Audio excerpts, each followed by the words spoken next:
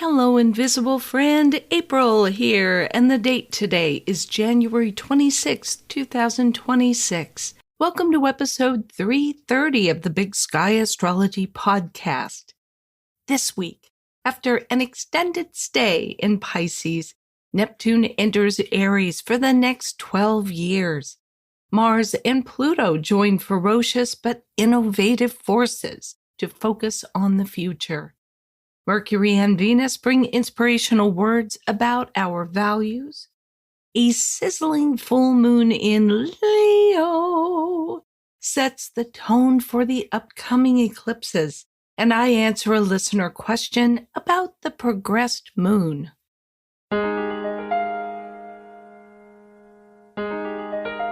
Neptune enters Aries on Monday, January 26th. At 9:34 a.m. Pacific Time. You might remember that it dipped its toe into Aries last year on March 30th, after spending about 14 years in Pisces, and then turned retrograde back into Pisces on October 22nd. Now it leaves Pisces for good, or at least until the year 2175. And once it's settled into Aries, it won't leave that sign again until May 2038.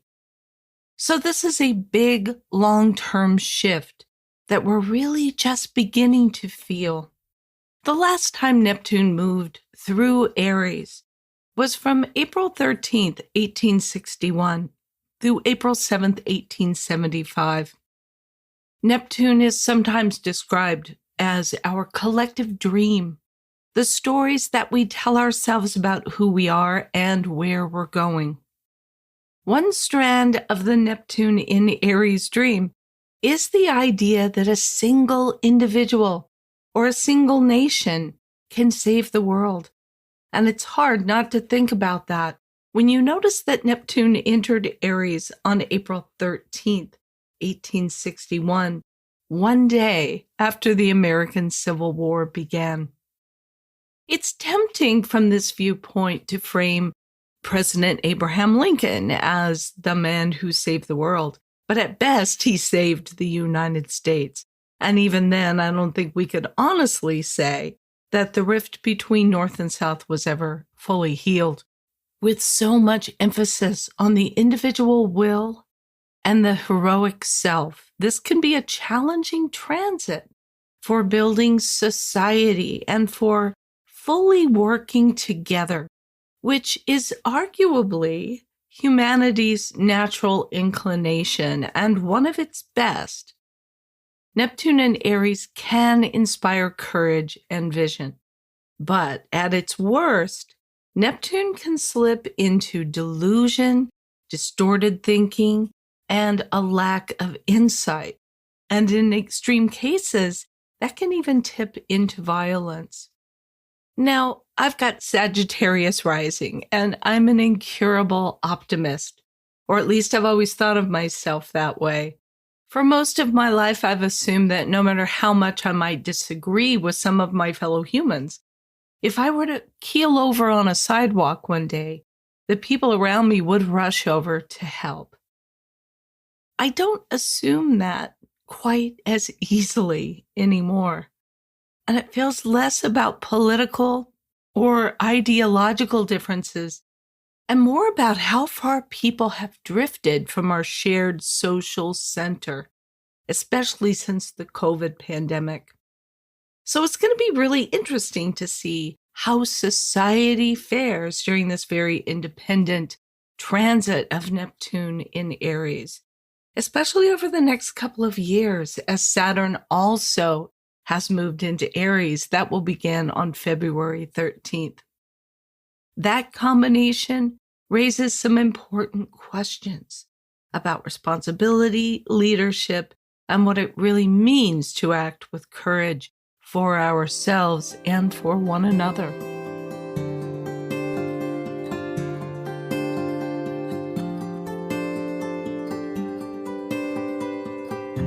On Tuesday, January 27th, Mars makes a conjunction with Pluto at 3:01 p.m. Pacific Time and at 3 degrees 34 minutes Aquarius.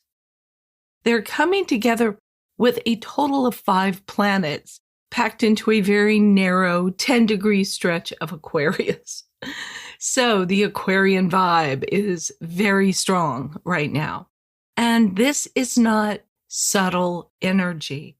It is concentrated, focused, and very much about ideas, principles, and the big picture of how we live together in society. Whenever Mars and Pluto come together, there is the potential to become absolutely ruthless in going after what we want. We can be fiercely protective of the people we love and the ideals that we hold dear. Mars and Pluto together can move mountains. They bring enormous drive, stamina, the willingness to push through obstacles that might normally stop us in our tracks. But there's a shadow side to this combination as well. If you don't have a healthy outlet for all of that intensity, it's easy to slip into feelings of impotence or inadequacy. And instead of empowerment, it can feel like nothing we do makes any difference at all. And when that happens, giving up can start to look like the only way to regain a sense of control. There's a real temptation to just take our toys and go home, because at least then we get to decide when the game ends. The late astrologer Donna Cunningham once described Pluto as symbolizing the places where we might fail out of spite. And boy, I think that's a perfect description of the negative potential of this Mars-Pluto conjunction. The harder Mars pushes with our personal will and force, the harder Pluto pushes back. Power struggles can escalate quickly under this transit. The best possible expression of this conjunction, I think, is when Mars and Pluto find a way to work together rather than pushing against each other, to move towards something that is meaningful and lasting. But that requires a careful reality check. It's really critical to ask whether what we're pushing for truly serves the collective, especially with so much energy in Aquarius, or whether it's really only about asserting our individual will. When this energy is aligned with the greater good, it can be incredibly productive. And when it's not, it can turn corrosive very quickly.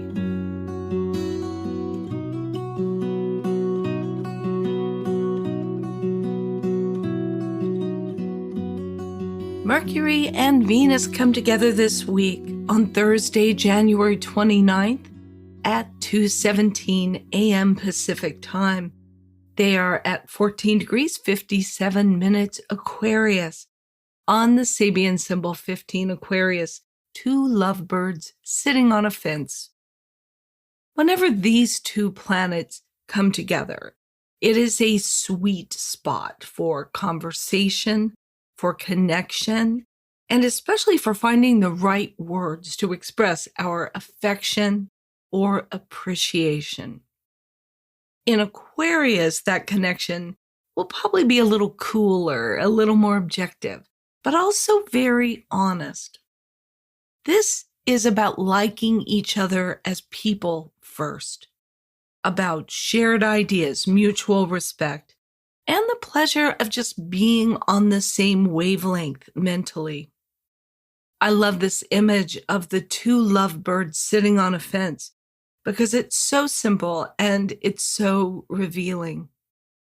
These aren't lovebirds who are locked in some passionate embrace. They're just perched there together, side by side. There is a sense of ease, a sense of choice, that they're together because they want to be and not because they're clinging or they are entangled with each other. And the fence itself suggests kind of a boundary, a place between 2 worlds, which feels very Aquarian, standing slightly apart but together observing and deciding. With Mercury and Venus at this degree, there's a strong emphasis on conversation as the glue that holds relationships together. It is a wonderful time to talk things through, to say the kind thing, the fair thing, the clarifying thing. This is not a conjunction that's about grand romantic gestures, so much as just quiet mutual understanding. Do we share the same values? Can we listen to each other? Can we sit together comfortably, even if we don't agree on everything? This conjunction reminds us that love isn't always loud or dramatic.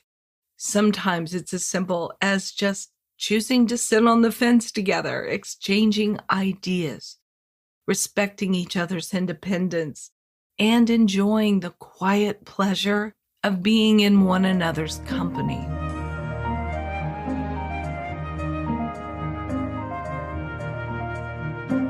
And now it's time for the moon report. And we begin, as always, with the week's major lunation. This week, that is the full moon in Leo on Sunday, February 1st at 2:09 p.m. Pacific time. It's at 13 degrees and 3 minutes Leo. This is not an eclipse, but in just a couple of weeks, we will begin seeing eclipses on that Aquarius and Leo axis, starting with a solar eclipse on February 17th at 28 degrees 49 minutes Aquarius. I'll be talking a lot more about that in the coming weeks. For now, think of this full moon as a preview of coming attractions, an early hint of the themes that we will later be working on with a little more intensity. Aquarius and Leo, where we will see an eclipse in the summer, form a polarity that highlights the tension between the individual and the collective. What the crowd can accomplish versus what one person can do by standing up and standing out. It's the axis of participation and leadership, belonging and self-expression. The full moon is the point in a lunar cycle when things come into focus. It's when we can clearly see what is working for us and what isn't. This Leo full moon asks us to look honestly at how willing we are to be seen, to step outside the crowd and speak strongly in our own voice. At the same time, it asks an equally important question. Are we using that individual voice in service of something larger than ourselves? Are we speaking for our family, our community, or even our country when it matters? With such a large stellium of planets gathered in Aquarius at this full moon, the moon in Leo can start to feel a little bit outnumbered, even though Leo's a pretty formidable sign. There's the sense here of the individual needing to work a little harder to be heard amid the collective noise. The Sabian symbols really underscore this story. The moon Sabian symbol is one of my favorites. It's 14 Leo, the human soul awaiting opportunity for expression. And the sun is on 14 Aquarius, a train entering a tunnel. The moon symbol speaks to soul expression, finding and speaking with the voice of the soul. The sun symbol, on the other hand, is about cutting through obstacles. It reminds us that difficulties are part of the path to achievement, and that progress often requires determination and the willingness to push through resistance. Together, these are symbols that suggest that authentic self-expression is not always easy, but it is necessary. And it's often what allows us to break through and make a meaningful impact. This is the full moon in a lunar phase family cycle that began on August 4th, 2024, at a new moon at 12 degrees 34 minutes Leo. What were you imagining for yourself at that time? Look back through your diaries and your appointment books to see if anything jars your memory.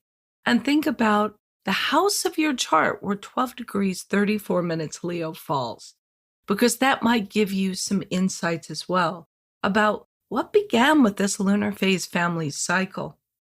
The first quarter then came 9 months later, May 4th, 2025, at 14 degrees 21 minutes Leo.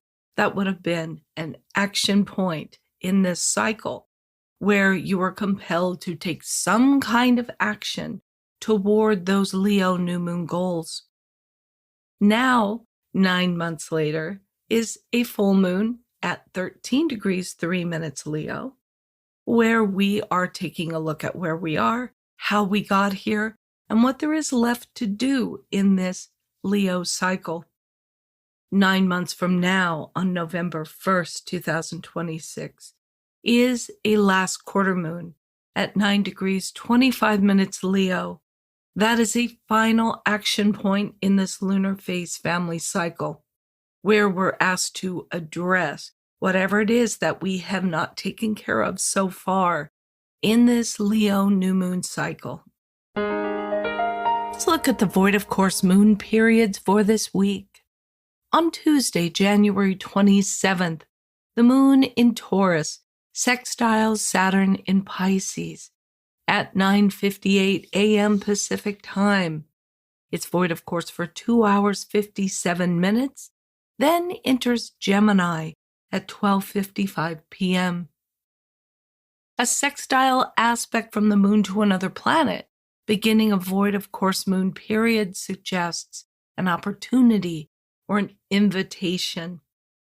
This is on the morning and early afternoon, leading up to that Mars-Pluto conjunction.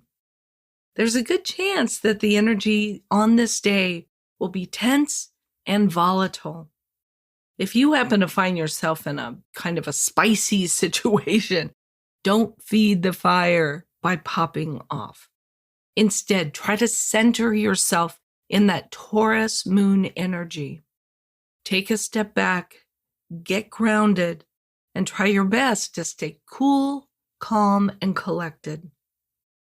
Void of course moon periods are excellent for practicing new habits. And this one could bring an opportunity to just practice being the grown-up in the room. On Thursday, January 29th, the moon in Gemini squares Saturn in Pisces at 11:56 a.m. Pacific time. It's void of course for 2 hours 36 minutes, then enters Cancer at 2:32 p.m. A square between the moon and another planet starting a void of course period does suggest a conflict that we're going to be trying to resolve. There could be difficulty in expressing ourselves with the moon in a Mercury-ruled sign, Gemini, being in a square aspect to Saturn. Mercury is in a conjunction with Venus on this day, and that might help us find the words that will be most effective. Let's try to use this void of course moon to get into the habit of gaining clarity and choosing words carefully before we send our message out into the world.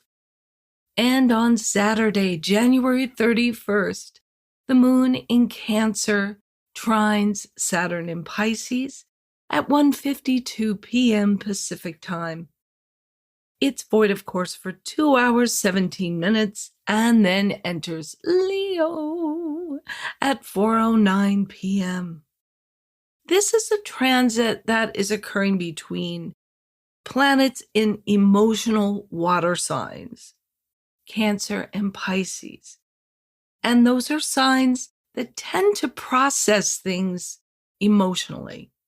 Use this void of course moon to check in with yourself. If you find yourself getting overwhelmed with emotions, consider, are they yours or do they really belong to someone else?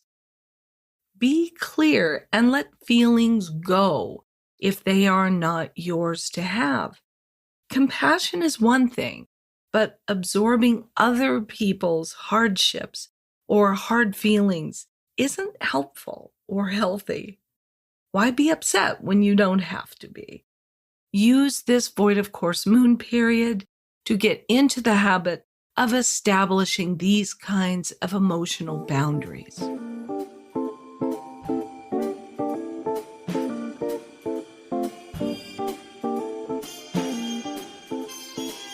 In this week's listener question, Kelly with a Y writes, "Hello to my favorite invisible friend.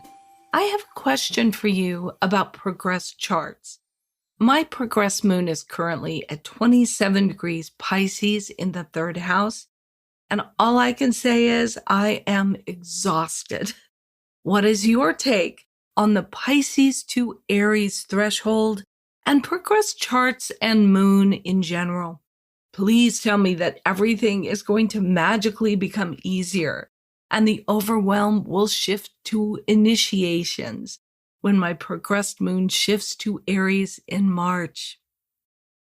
Oh, listener Kelly with a Y, thank you for that question. I'm smiling at my favorite invisible friend. Thank you so much. I'm really glad that you wrote in because what you're describing is something I have been hearing from so many people right now. Your experience of those final degrees of Pisces is completely in sync with the collective mood. With transiting Saturn and Neptune moving through the very end of Pisces, I think there is this overwhelming sense of exhaustion in the air. It can feel like we've been running a very long race and we can dimly see the finish line, but it feels like getting there is going to take everything we have. And it's not just physical tiredness.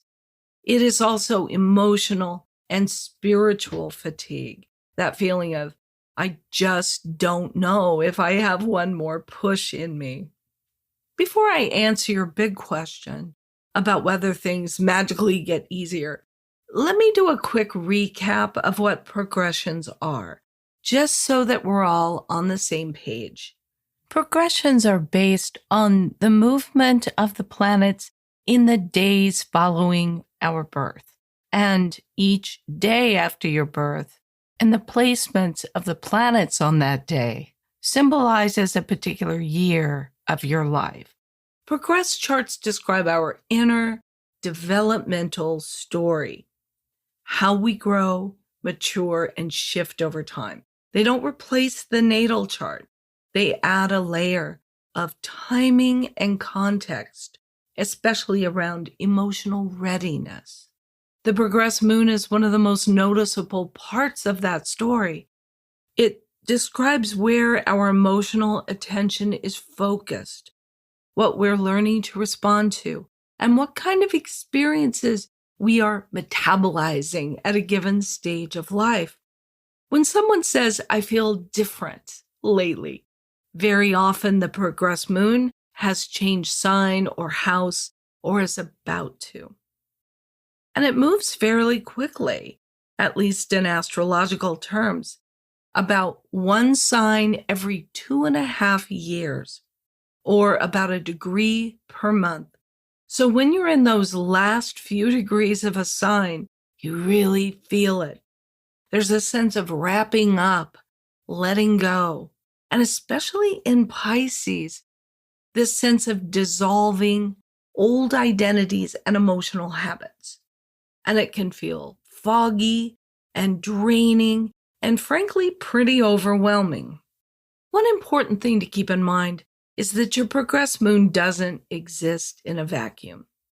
It really matters where your natal moon is and whether it's currently being activated by transiting planets as well. If your natal moon is under pressure right now, that can definitely amplify the exhaustion that you're feeling during the end of this progressed Pisces phase. Now, what about Pisces being on the threshold of moving into Aries. This is one of the most dramatic shifts that the progressed moon makes, and I would put it kind of on the same level as the progressed moon moving into the first house, which is equally dramatic. Pisces is the end of the zodiac. It's a place of surrender, release, and depletion. Aries is the beginning. It's about initiation and courage, discovering what you want now, not what you've already outgrown. So let me ask you and everyone listening to think back to last year. How did you feel when Neptune first entered Aries at the end of March? And again, when Saturn entered Aries near the end of May? If you felt even a small burst of energy, clarity, or motivation, then that's a really good clue. You can probably expect a similar feeling when your progressed moon moves into Aries in March. And you may even get a preview this week as transiting Neptune enters Aries again, and in February when Saturn follows suit. Will everything magically become easier? Well, I won't quite promise magic, but I will say this. The quality of your energy is likely to change. The overwhelm of Pisces gives way to a desire to act, to begin again, and to say, okay, what's next? And after months of emotional fatigue, that shift alone can feel like a breath of very fresh air. Kelly, thank you so much for your question. And if you have a burning question about astrology that you would like me to answer on a future episode, leave a voicemail of 1 minute or less at speakpipe.com/bigskyastrologypodcast or drop me an email at april@bigskyastrology.com and be sure to put podcast question in the subject line. That is everything on my show sheet, so I'm going to wrap this one up. Thank you for listening to the Big Sky Astrology Podcast. If you like what you're hearing, please be sure to subscribe or follow the show in your app of choice. Leave a rating or a review, and I hope that you'll help spread the word by telling an astrology-loving friend about the podcast. You can read show notes and full transcripts and leave your comments about each episode at bigskyaastropod.com. Thank you very much to everyone who has shown support for the podcast over the years, and especially during my September Podathon. On each episode, I'm thanking some of my financial donors by name. This week, let's give a Big Sky Astrology podcast shout-out to new donor Lisa Garcia Grace and Liga Serona, who has donated in every single Podathon. Liga and Lisa, thank you so much for listening to the podcast and for supporting the show with your donations. If you'd like to support the show and receive access to my bonus video episodes for donors only, please go to bigskyaastropod.com and make a contribution of $10 or more to get access to those videos. You can also just make a one-time donation in any amount or become an ongoing monthly contributor. That is it for this episode. Join me again bright and early next Monday. And until then, keep your feet on the ground and your eyes on the stars.